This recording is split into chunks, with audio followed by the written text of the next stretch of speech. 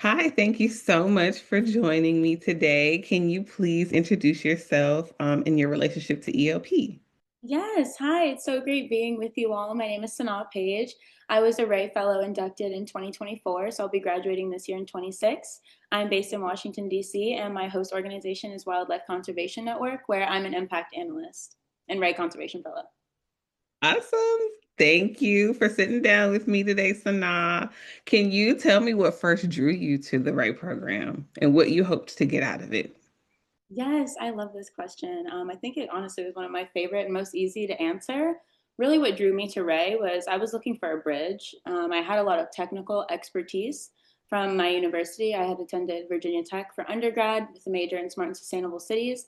And we learned so much about public and urban affairs, the urban fabrics, how to intertwine data into that. But I really felt like I lacked the community, a community of color, a community that I aligned with, but really a community that understood that sustainability is unsustainable without equity at the center of it. And so I actually applied to Ray so I could find kind of a broader network of people who didn't see nature so detached from everyday life and really just saw nature going along with urban justice because things should not live in silos when our world is so deeply interconnected. 100%. I agree with that. And as you are, you're in your second year, you've had 2 years to, move through the fellowship, move through your host organization, take some of, what you learned in your organization, what you learned from your undergrad and, build. Have there been any moments or milestones or things that have you've experienced throughout your fellowship that stood out to you? Oh, definitely. I would say a humongous milestone has just been the growth of my network, both personal and professional, but also really the experiences that I've been able to have as a part of this experience, being a Ray Fellow, but both being partnered with my host org. I had so many things, a whole world of travel, wildlife opened up to me. But ultimately, my work at WCN as an impact analyst is about proving that we don't have to choose between people and wildlife. And if we just make sure that we use transdisciplinary problem solving, making sure everyone has a seat at the table, and we make sure that we're planning things to be integrated and interconnected like they are, then we can actually create those systems to ensure that our communities, history, but really like everyone is fulfilled and preserved long term to keep things successful and happy. That's cool. I'm always so impressed by the work that you all do at your different organizations. Every time I hear y'all talk about it, sometimes I'm like, this is way over my head. What? But it's also still really beautiful and inspiring at the same time. And, speaking of that interconnectivity of community, you've been a part of the ELP community and the Ray ecosphere, for a little bit now. So how if at all, how has being a part of the community kind of shaped your perspective at all? Because I know you have, the lens that you have from as far as undergrad, now being with your organization, and you've experienced, a different perspective from people in the community. How has that kind of shaped or changed you at all? Yes, I love that. Oh, the community has done so much to uplift me. But I'd say the main thing is that it really taught me that if you want to be a leader, you can't go alone. We all know that infamous saying, but leadership just really isn't a solo sport. When I got my start in undergrad, I actually was completely undecided. I had no idea whether I wanted to go the environmental route, the fashion route. I didn't know what was for me. Sustainability was kind of in the middle of that, but working with people, really bringing it home, I realized that the most resilient systems, it doesn't matter whether we're in a rural space, an urban space, whether we're focused on ecology or not, everything has to still really be grounded. And so that's really what this community has done for me is show me that to be a leader is to be grounded. It's to be grounded in your beliefs, to be grounded in yourself, but really to be grounded with those around you, to make sure that you know what you can do to best uplift and support those around you as they would also do for you. So it really has reminded me that community is just another family. It's just not your blood related family, if that makes sense. Yes, the saying is if you want to go fast, go alone. If you want to go Yes. far, go with others. Yeah. Yes. Yep. I love it. That's hmm exactly what I was calling on. hmm So how would you say, or why does community matter in particular when it comes to environmental justice work and everything that goes into being an environmental leader? Why is community so important? course. I mean, justice is heavy work. Trying to achieve justice, it's never going to be an easy stride or feat. And without your community, you really can't achieve that because you just risk and fall into hyper independence. And it's such an easy place to get stuck. And I've really learned long term for me that's been a recipe for burnout, as I know many other people might agree with. So, community really allows us to kind of like share that load, share the heavy burden that trying to achieve justice is. But we can also ensure too that if someone's going to lead, then everyone else is going to step behind them, and the movement will never stop because we're all in support of one another and our efforts are all aligned. How would you say EOP builds on that ecosystem of support that you speak of?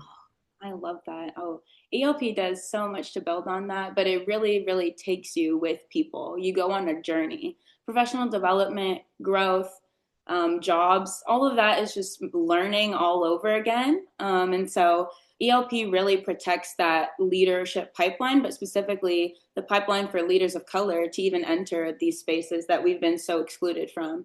And I really feel like we can't solve like 21st century climate problems if we're still so focused on like 20th century exclusionary like logic and things like that. And so that's exactly why this pushback against DEI has been just so harmful to not only the climate movement, the environmental movement, but to just people of color looking to grow and gain professional skills. Yes, we've seen what I will call a regression when it comes to that. Yes, we're very much focused on the wrong things, undoing the work that so many people have put in when it Mm-hmm. comes to, oh, excuse me. Sorry about Mm-hmm. that. When it comes to inclusion and all of the groundwork that so many people before us have laid and do the work that, fellows that have come before you has laid Mm-hmm. when it comes to this program. So yeah, I really do agree with you. And I think that it's really important the work that EOP does and the work that Ray does to create these pathways for you all to go and become leaders, get this experience, change the field and change the face of it essentially. And when Mm-hmm. you think about the next generation of leaders, I know EOP has supported well over 2,000 environmental leaders across its programs. And we are hoping to be around to support thousands more. But if you're, Mm-hmm. talking to someone that's looking to invest, like why should people support and invest in the next generation of leaders? Oh, I love this question. It's so necessary at a time like now, again, where we're like having so many things being questioned about our motives when it comes to programs like these and programs that ELP runs. But if we don't invest in the next thousand leaders, then we really do risk returning to visions of conservation and clean energy that really just view people of color as kind of behind almost and not a part of moving this movement forward. We risk losing our cultural heritage. We risk losing our preservation. And all of those things tie directly into science because they tie directly into life. And so, like, an example of this was like when I had taken a service trip actually to New Orleans. I had worked with a nonprofit there on disaster rehabilitation and recovery. And I could see clear as day just how the corruption, the greed and all of those things were impacting people's ties, but really their ability to carry their cultural heritage and the things that mattered so much to them forward. And we see this especially so much when it comes to communities of color. And so today we really need to continue investing in the next thousand leaders. I mean, I feel like I'm already in that seat and I'm just at the beginning of my career about to finish my fellowship. So just an example. Yes, I think you're speaking to like why it's important to be in the position that you are, to be able to call those things out, to see it, to recognize it, to then be able to change that in the future. And Mm-hmm. as you are early in your career, early in your journey, but I think you've done so much. Mm-hmm. But to look a little bit into the future, how do you hope to move through the world as a leader, as a senior fellow once you graduate? What kind of impact are you hoping to have? Oh, I love this question too. I've just always thought that I naturally move through the world as a connector. And so now I kind of want to be a translator. Like I want to become a connector that's able to translate all different communities together, all different walks of life together. I want people to see the beauty of this world and how the things that make us diverse and make us different are actually stories of human resilience, because we could have used those things to hate each other, to never grow, to never change, but we've seen all this development over time. And so, really, just making sure that impact and human stories like complete that with culture and natural landscapes and everything being treated as one. We shouldn't keep separating the ways that we see the world. And so I want to make sure that I'll be a lifelong connector, but really a lifelong learner as a senior fellow, and to always ensure that I learn from my community first. Yeah, I could totally see that. I think that you would be very much a glue and a connector in that way, especially because you have that lens of wanting to make sure that people see the environment, the culture, everything is interconnected and not separate. Like you said, you've been speaking on this and believing in that for so long now, and I can totally see you continuing that. I don't see why it would change. Oh, I think you would do a beautiful job at that. thank you I so much. have, of course, I have one more question for you to complete the sentence, in the name of the series. Um, the question is ELP plus me equals. Oh, I love that. I would probably say ELP plus me equals equitable resilience.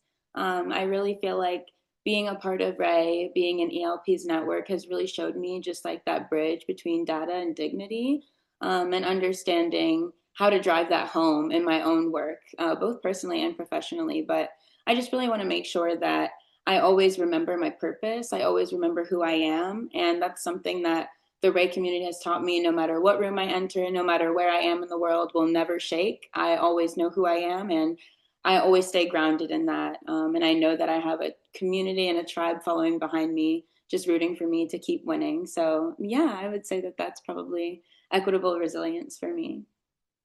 I love that. That's so beautiful. That was such Oh, a thank lovely you. way to tie it all out. I love that so much. That is, Oh, thank I think you. that really speaks to it. I think that speaks to like even ELP's like general mission of like building a just and sustainable future. All of that goes in together so well.